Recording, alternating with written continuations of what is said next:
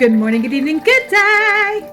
Alright guys, so I'm doing something new for myself, and I actually told my son to do this probably about maybe 6 months ago. He had gotten in some trouble, and then he was also having some overwhelming moments with his sister. So I picked him up this little black book, and I told him anytime you have sad feelings or when you're mad, put it in this book. Draw it out, write it out. We'll talk about it, and as soon as we talk about it, then whatever's on these pages are going to get banished from your body, spread so far out, they'll be gone forever. And I will admit, I do see a counselor every week, but a special needs mama needs a safe place to rant about just all the frustrations of doctors and all the appointments. Just, if you know, you know, darling. So my counselor asked me today when I told her about the little black book, she's like, and why don't you have a black book?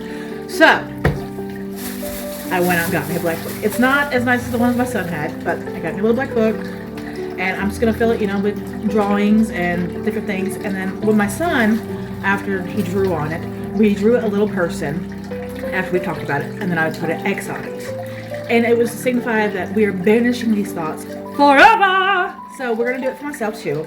So I picked up a little black book for, the bad, sad thoughts.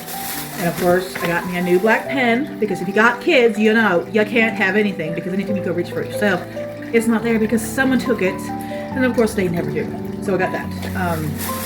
And of course, I got me a couple other things because it's been a tough week. But I just want to share my little black book idea with anybody else, with y'all, just in case if somebody else needs a little black book idea, just to have a safe place.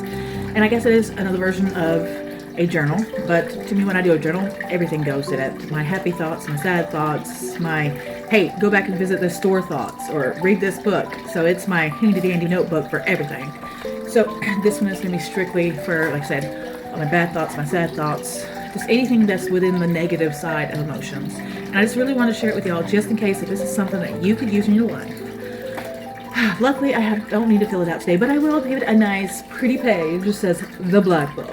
And my son's, I did, I had a page that said The Black Book, and then I filled it with, I filled it with a picture. It wasn't a dark picture, but I think it was just like a whole bunch of little doodles. So it had like a nice little dark frame around it. So, art, drawing and stuff, I feel like definitely helps me. And I'm sure it helps so many of y'all out too. Even if it's just drawing a dark circle over and over again, who knows. But like I said, I just want to share this with y'all just in case if this is something that can help you out.